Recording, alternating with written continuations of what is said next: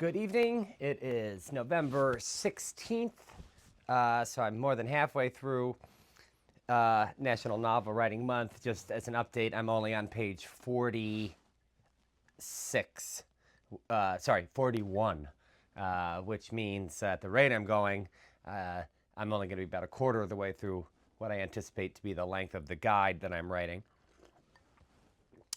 Anyhow, I really wanted to talk about the use of particulars in writing. And by particulars, well, I'll give you an example, but I feel like this is the most important thing that a writer has to develop as a skill. And it's not only important for creative writing, it is important for any sort of effectual communication, whether you are the guy telling a story at a party and everyone is sort of like enraptured by their storytelling. It's because they're using particulars instead of universals. And I would even go so far as to say that it is one reason why Republicans tend to do well in elections versus Democrats, even though the Democrats may often be more highly educated and cerebral and articulate. And I'm sorry, I would not say even though, I would say specifically because the Democrats have those traits while the Republicans use particulars.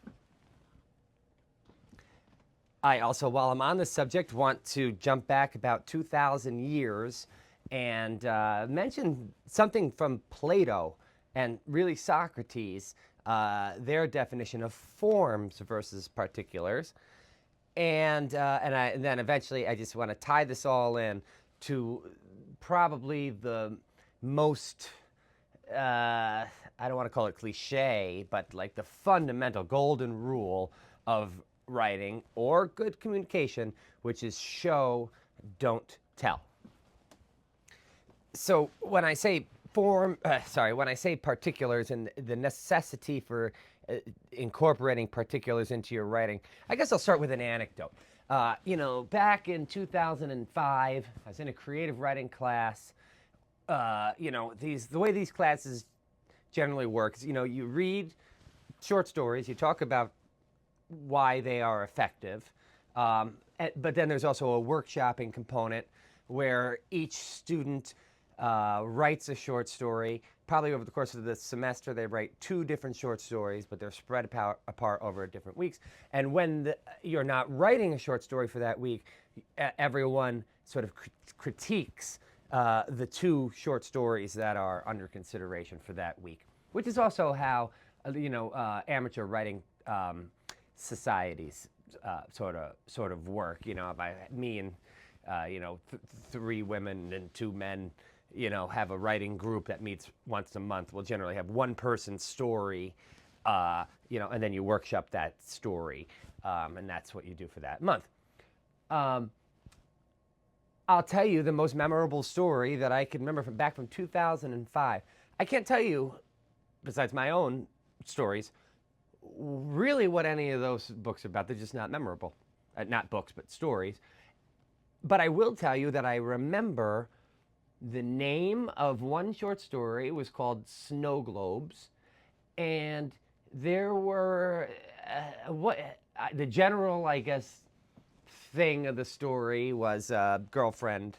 It was written by a girl and the boyfriend and the story of the breakup. But in describing their relationship prior to the breakup, she showed rather than told what that relationship was like. And one little anecdote was that the couple enjoyed making little figurines out of toothpicks and olives. I can picture exactly that. I've never done that, but I can picture that because I've seen an olive. I can imagine the toothpick going into the olive and it's standing up and supporting itself. So now, 20 years later, I remember that little piece of that story because it created a mental image because of a particular description. Now, take these three examples. He picked up a book on the, let's imagine that in the left-hand column, okay, versus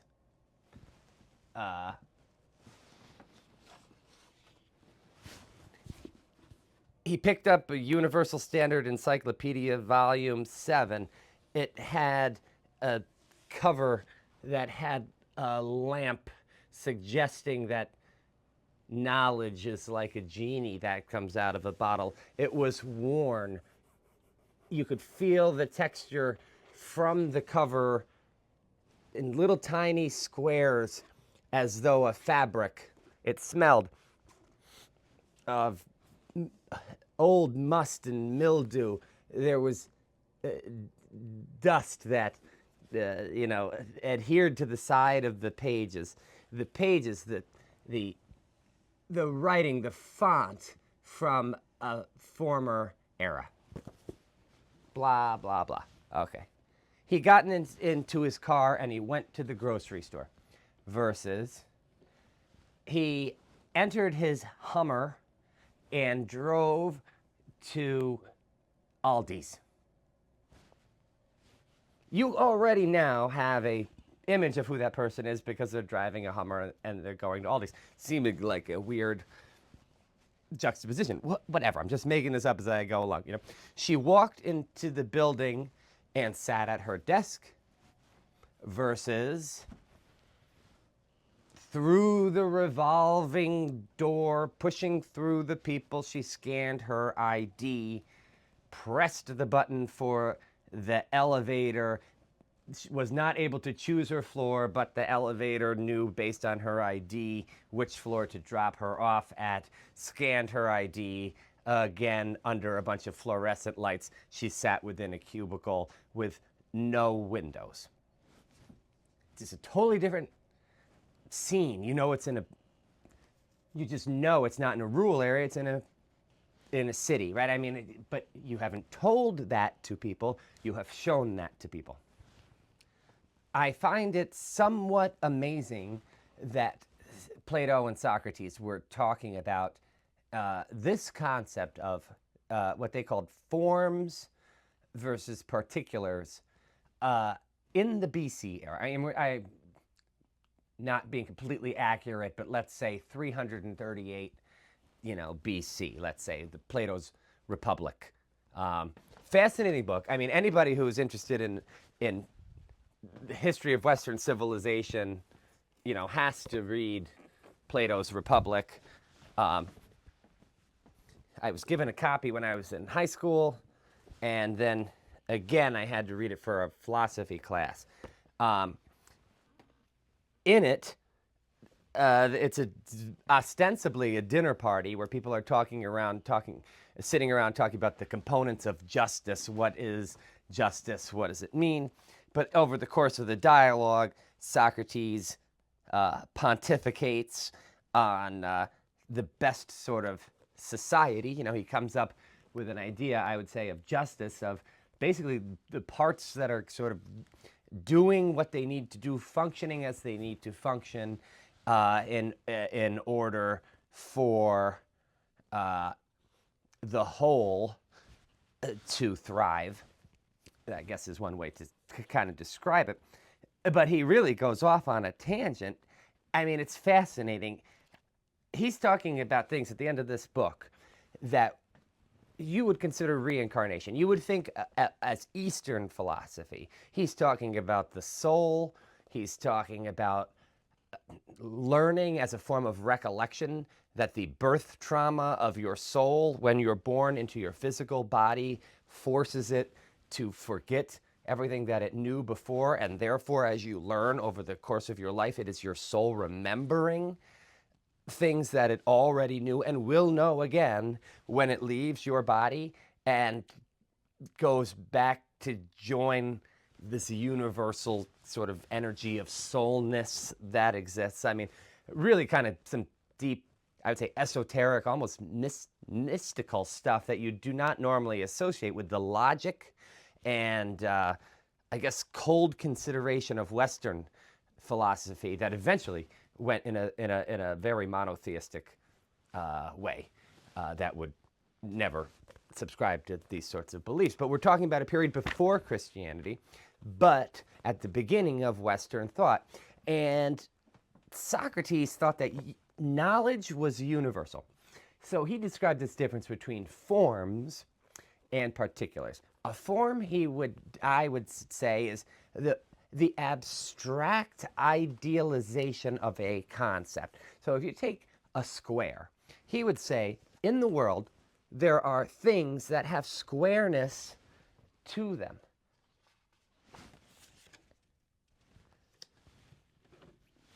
A screen, the phone that I have in front of me, a coaster. But they are not squares, they just have squareness to them. So what does it mean to be a square? You can't understand what it means to be a square unless you understand it in a sort of abstract mathematical way. A square has 4 equal sides. Therefore, it has 4 equal angles. Therefore, the lines drawn from the right, therefore those angles are all right angles, and therefore the bisecting, lines that go through those are creating 2 triangles consisting of that are right triangles with a 45 and 45, which are 2 isosceles triangles, blah, blah, blah, blah. So he would use his sort of like logic to describe what a square was. And that's what, it's very fascinating, right? Ancient Greece, that's what everybody was doing. That's what they're getting off on doing, right? Is describing universals versus particulars. So this book shares in squareness insofar as it has 4 sides, 4 right triangles, but it's not actually a square because it's not equilateral on all 4 sides. Now, of course, in your experience, you can only see particulars like this book, like the phone that I'm looking at right now, like a coaster, like this index card.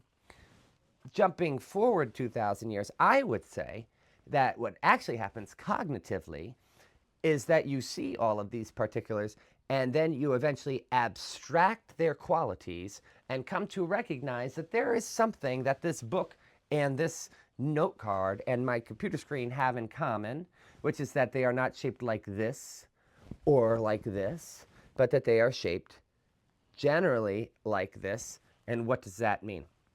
Most people do not sit down and think about what those characteristics mean and then come to fully understand every quality of a square in a geometrical, mathematical way. Most people have just this heuristic sort of way where they go along through the earth. It's what a baby is doing when it's learning, and it's learning, okay, this is what this has in common, this is what this has in common, this is what this has in common. We learn rules, grammar, we learn structures, and we plug in little pieces as variables, which is why you learn, for instance, how to conjugate a verb. You say, I jumped, he jumped, right? And then the kid makes a mistake, right? I build, I builded, no, that's wrong. That's an exception to the rule. It shows that they learn the rule, not every single iteration. You just imagine how you had to learn every iteration. No, you learn the rule and then you plug in the different nouns and stuff as you go along, and that's grammar. That's what Steven Pinker is talking about, sort of quoting Noam Chomsky when he has a great book called The Language Instinct, which is something that every human has that no other animal has. Speaking of animals, this is my cat, Jack. As much as I try to read to him, he has no idea what I'm saying because he doesn't have verbal communication. A little baby doesn't have verbal communication, right?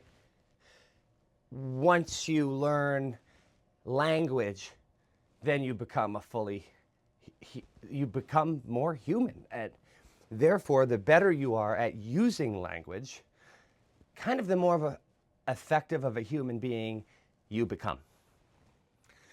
But here's the trap for all of my liberally educated friends out there. Let's talk about the word sophomoric.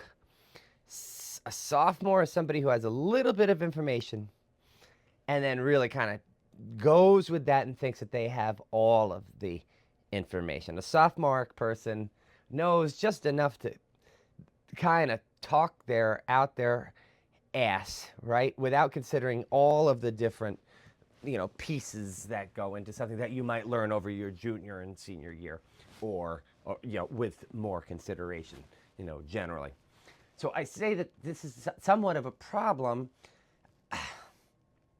for highly educated people or moderately educated people, particularly people maybe that have a bachelor's degree and have become enamored with learning in an institutional context where there is a premium placed on understanding the forms, the universals that underlie things, the rules, the concepts, rather than talking about the particulars that exist in the world, right?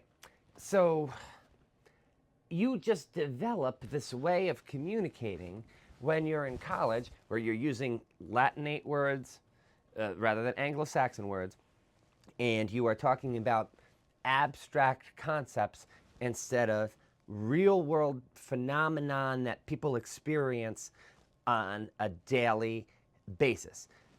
Therefore, you come off as talking as though you are in some ivory tower, and that creates anti-intellectualism for people that are like, I can't stand the way this person is talking.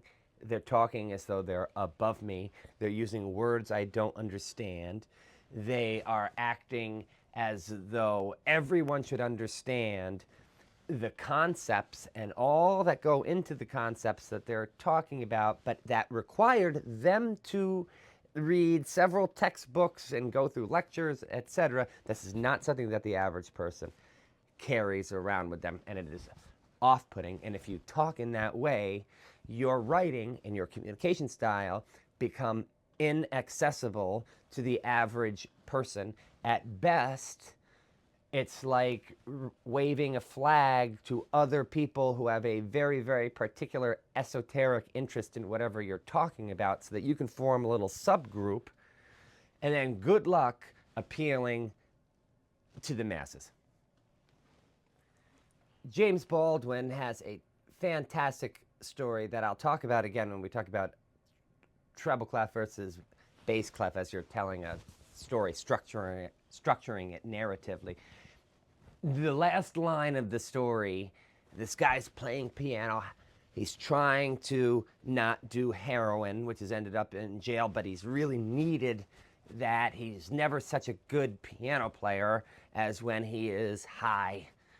And his brother, who has no idea what's about jazz or the art world, he's a square, shows up just for support for Sonny. This short story is called Sonny's Blues. Shows up for Sonny, kind of sitting there like this, and then watches his brother sweating and really getting into the piano and struggling and working as though he's hiking a mountain until he is finally hitting his stride. And now his brother is watching Sonny and realizing, first of all, I've never experienced anything like this, and now I know what my brother is going through this shared communication with the music. And his brother, who did not tell Sonny that he was coming, buys a gin and milk from the waiter and has him drop it off, and the waiter drops it off on the side of the piano, and it's getting all shook up by Sonny playing, and Sonny looks over and sees his brother, and they acknowledge one another, and the milk sat there like the very cup of trembling. End scene. Memorable. I mean, this is, again, a story from 20 years ago. I haven't read it since then, but I just remember that because you're picturing this milk that is trembling, right? You can picture it because it's on top of the piano, right? Same, another great story. I can't remember the author off the top of my head. It's in my book, Coming of Age on the Hudson. I talk about this book, this short story, but it's called Helping, and it's about a social worker who gets kind of like, and also recovering alcoholic, who gets mad because this guy comes in pretending as though he's got PTSD from Vietnam. Meanwhile, the protagonist was in Vietnam, so he knows that the things that this guy's describing is just cliche stuff he's seen in a magazine. And he gets mad and he leaves work. He starts drinking. He falls off the wagon. Things get messed up with his girlfriend. The next day, he's outside with a gun, because he hates his neighbors, and he's going to hopefully put some razor wire out, and that way when they're cross-country skiing across his property, hopefully they'll get their heads chopped off, and he realizes, I'm messing this all up again. My life, everything I had going for me. And he looks up at the house, and his girlfriend is looking down at him, and he looks up, and he raises his hand in a wave, and she's standing there, and he says, I need you to just raise your hand. I need something to build a day on, period. You don't know if she raised her hand, but you've got this image. Is she going to raise her hand? Right? That's a particular gesture, right? The gin and milk is a particular object, right? But they both say something about the mental state of the character and where they are progressing. I guess maybe both of those short stories are particularly memorable because they end without an epilogue. There's been a connection between the two brothers, and the cup is sitting there, and the character arc is that the square brother now understands what his brother is going through. So he's learned something, but you don't know how the other brother's doing. He's trembling, right? And in the second story, boy, Elliot has messed up his entire life. It's in shambles, and you don't know if she's going to raise her hand. There's a tension that is built and not resolved, right? That's what an epilogue, that's what a climax kind of does. Instead, this is like ending on a minor note in a story, and that minor note is one of them having their hand in the air, trying to communicate with the other and wondering if the other will respond. When it comes to politics, which is just communication, I mean, there's not much more to politics than communication. One area where I think that the Democrats have really struggled, they're getting better, I'd say in the last year, but I would say in the 2016 election,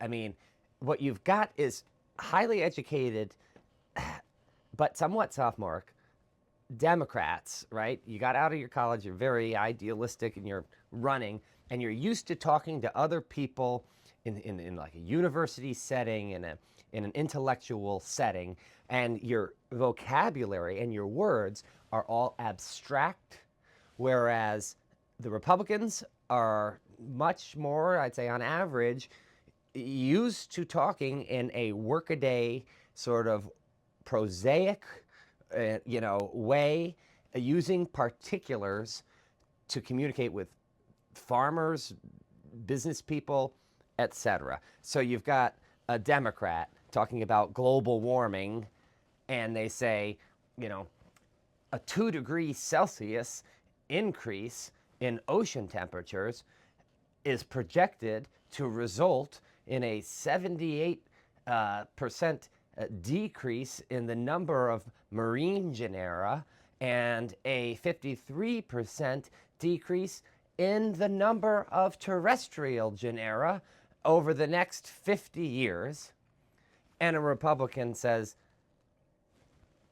you're trying to pay your utility bill. You look at that line that says how much your gas rate has went up. That's because Democrats told the utility companies that they gotta bury all of their wires and they gotta build a whole bunch of solar panels that do nothing when we could just get cheap gas into the system, and then your rates would go down.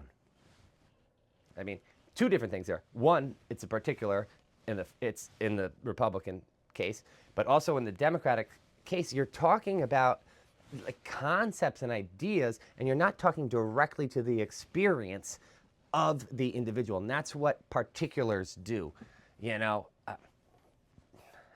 maybe for another example, you know, maybe systemic racism, institutionally reproduced inequality that goes across generations. You know, a Democrat might say, you know, given the existence of corporate entities and their perpetuity and the tendency for those who have an equity interest to have their wealth expand exponentially compared to those without an equity interest who must only work and achieve a linear increase in wealth, there will, by default, without a change to the system, be an ever-increasing divergence between the top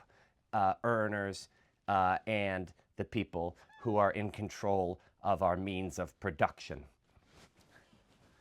Okay, I mean, that's right. It's true. I mean, you could talk about that and you can put it on a graph, or you can say, hey, CEOs own stuff that makes them money when they're not physically there, and that money continues to go up in a curve like this, whereas people have to work a job for a set amount per hour means that when they work 2 hours, they make double, and when they work 4 hours, they make 4 times. That curve's never going to go up like this. Therefore, if you're working, you're never gonna make more than some multiple of however many hours you work, whereas a CEO or somebody who has some ownership interest in a business is gonna make way more money for every hour that goes by. And that means that as time goes by, you're going to make a little bit more money and they're going to make a lot more money. And that applies across the board. And that's why there's a whole bunch of rich people getting richer while everybody else is just struggling. You might think that this is the same cat from before, but this is Bobby. It's his brother. He's a little bit less friendly, but he likes to eat a lot more. Bye. The takeaway from all of this being, whether you're writing a speech for a candidate or you're writing a piece of creative writing, you have to have particulars. Almost kill any sort of abstract thing that you put in there, because the particulars are what show. When we're talking about show, don't tell, what we're talking about is using a verb rather than a whole bunch of adjectives to talk about somebody's mental state. You describe the verbs: he jumped, he cooked, he scratched, you know, he frowned, versus describing what the mental state of the character is. Therefore, and what is a particular? A particular is an object that exists in the real world that has characteristics to it. So comb through your writing when you're doing the editing process. And anytime you feel like you're describing somebody's mental state or talking about something that they like or don't like or how they are feeling, you really got to get rid of that and substitute real stuff that you can sense, because that is going to resonate with the reader so much more effectively.